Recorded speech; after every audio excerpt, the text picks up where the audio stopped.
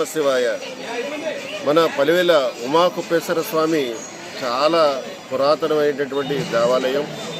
ఈ యొక్క దేవాలయం అగస్త్యుడు స్థాపించినటువంటి మా దేవాలయం.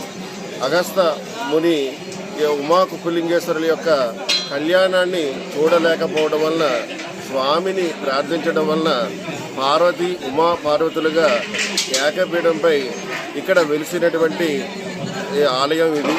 మరి ఏకపీఠంపై ఉన్నటువంటి కాశీ క్షేత్రం తర్వాత మన పలివెల ఉమాకుప్పలింగేశ్వర స్వామి క్షేత్రంలో మాత్రమే స్వామి అమ్మవార్లు ఏకపీఠంపై ఉంటారు.